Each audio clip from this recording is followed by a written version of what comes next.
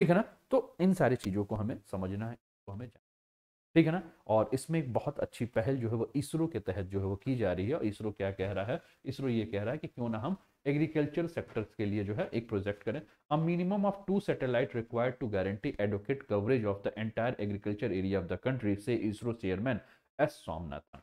इसरो के चेयरमैन हैं एस स्वामीनाथन जी, सोमानाथन जी। इन्होंने कहा कि देखिए पूरे भारत में अगर हमें ये जानना है, पूरे भारत के कृषि के क्षेत्र को अगर कवर करना है, तो हमें मात्र 2 सैटेलाइट की आवश्यकता पड़ेगी, है ना।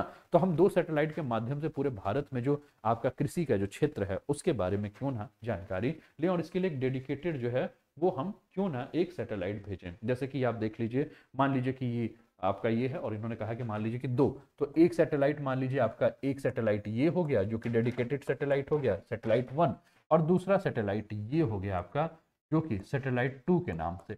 अब ये क्या होगा कि दोनों सैटेलाइट मिलकर क्या करेंगे कि पूरे इंडिया में जो भी आपका एरिया है, एग्रीकल्चर का जो एरिया है, उस एग्रीकल्चर के एरिया को जो है वो क्या करेंगे, इसके माध्यम से जो है कवर करें। ठीक है ना। तो ये प्रस्ताव दिया है कृषि क्षेत्र के समर्थन के लिए समर्पित उपग्रहों के लिए सोमनाथ जी, जो कि इसरो के जो है वो आपके इस समय चेयरमैन है। ठीक है ना। अब इस संबंध में जो बात की गई है, बात कहने में इन्होंने कहा कि देखिए एक हम जो सैटेलाइट जो हम डेडिकेटेड करेंगे उसको हम नाम भी रखेंगे तो क्या, भारतीय कृषि उपग्रह, भारतीय कृषि उपग्रह के नाम से, यानी कि इंडियन एग्रीकल्चर सैटेलाइट जो है इस नाम से हम रखेंगे। और इसके लिए जो है कृषि विभाग के साथ मिलकर इसरो और भारत सरकार के साथ मिलकर जो है चर्चा कर रही थी। ठीक है ना। लेकिन फिर प्रश्न ये उठ रहा है कि ऐसी आवश्यकता क्यों पड़ रही है। तो दोस्तों जैसे कि इस टॉपिक को शुरुआत करते ही मैंने कहा कि भारत जो है वो कृषि प्रधान देश है, और आज भी मैक्सिमम आबादी जो है कृषि, ठीक है। वो दूसरी बात है कि हम अपने उत्पादन क्षमता के अनुसार जो है उत्पादन नहीं कर पा रहे हैं, जोतों का आकार या उत्पादकता कम या लोगों की रुचि, कई सारे कारण हैं। ठीक है ना। तो कुल मिलाकर हमें समझना है कि इसकी आवश्यकता क्यों पड़ रही है, कृषि उपग्रह कार्यक्रम की आवश्यकता क्यों पड़ी है। और दूसरा हमें यह समझना है कि कृषि उपग्रह कार्यक्रम है क्या। लेकिन सबसे पहले हमें यह समझना है कि आवश्यकता क्यों पड़ रही है इस कार्यक्रम की, कौन सी कार्यक्रम की, भारतीय कृषि उपग्रह कार्यक्रम की आवश्यकता क्यों पड़ रही है। मेरी बात सभी को समझ में आ रही है ना, एक बार कमेंट करके आप लोग बताइएगा। तो सबसे पहला प्रश्न तो ये हो रहा है कि वाई। ठीक है ना। तो दोस्तों भारतीय कृषि उपग्रह कार्यक्रम के बारे में बात करें तो भारत जैसा कि हम जानते हैं कि पूरा का पूरा क्रॉपलैंड एरिया है। ठीक है ना। और क्रॉपलैंड एरिया के बारे में बात करें तो भारत का जो टोटल, अगर आप क्षेत्रफल की बात करेंगे, टोटल एरिया के बारे में बात करेंगे, तो उस टोटल एरिया में आधे से अधिक जो भूमि है उस पर हम कृषि करते हैं। ठीक है ना। और एक जो डेटा है उस डेटा के अनुसार अगर हम बात करें तो हम ये जानते हैं कि भारत में लगभग 590 मिलियन लोग जो हैं वो कृषि में जो है वो क्या है, संलिप्त है ना। 500 मिलियन, 90 मिलियन व्यक्ति जो है वो कहाँ है, वो कृषि कर रहे हैं। कितने, 590 मिलियन व्यक्ति जो है वो क्या कर रहे हैं, कृषि में जो है वो आपके संलिप्त है, यानी कि कृषि के क्षेत्रों में वो काम कर रहे हैं। और भारत में कृषि की निगरानी करना जो है वो सबसे ज्यादा आवश्यक है। ठीक है ना। और इसी के आधार पर जो है हम ये कर सकते हैं। अच्छा एक चीज भारत में हम ये भी देख रहे हैं कि भारत में जो परिवार बढ़ रहा है, जोतों का आकार घट रहा है, तो इसमें भी उत्पादकता जो है वो कम है।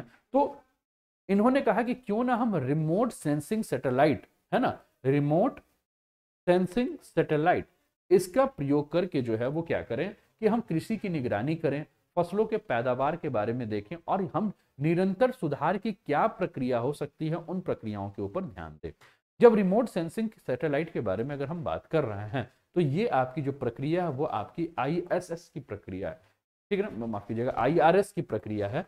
तो आईआरएस की प्रक्रिया के बारे में बात करें, है ना, यानी कि भारतीय सुदूर संवेदन उपग्रह प्रक्रिया के बारे में बात करें तो ये है क्या, आईआरएस की प्रक्रिया, भारतीय सुदूर संवेदन उपग्रह प्रक्रिया।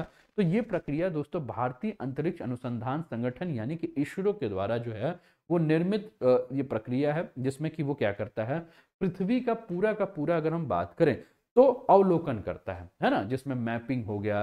अच्छा एक चीज आप जानते हो ना, जैसे कि आप बोलचाल की भाषा में या कहीं ऐसे सुनते हो कि आपका जो खेत है, आपका कितना खेत है, ये सारा का सारा आपका जो खेत के पेपर हैं, जो कागजात हैं, वो ऑनलाइन आपको उपलब्ध हैं कि फलाने से फलाने तक जो है वो इसका खेत है। ये मान लीजिए लल्लू का खेत है, इसके बगल में कल्लू का खेत है, इसके बगल में जो है रामलाल का खेत है, इसके बगल में सोहन का खेत है, ऐसे कर करके जो है वो आप जानते हो कि आप ऑनलाइन, तो ये जो ऑनलाइन लोगों को खेतों का जो पता चला है कि यहाँ इसकी ज़मीन है, यहाँ इसकी ज़मीन है, ये इसी जो है वो सैटेलाइट प्रोजेक्ट के माध्यम से जब हम ऑनलाइन इस चीज़ को लेकर रखे हैं, तो इसके माध्यम से जो है ये पूरी की पूरी जो है वो जानकारी जो है हमें मिल रही है।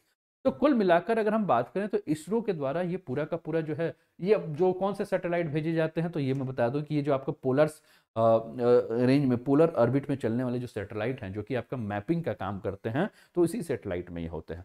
तो इससे जो है हम क्या देखें कि दुनिया भर में हम क्या देख रहे हैं कि इस सैटेलाइट के माध्यम से जो है हम वहाँ की जो स्थिति है, वहाँ का जो पूरा का पूरा जो कंडीशंस है उसके बारे में जो है हम जान जाते हैं। अब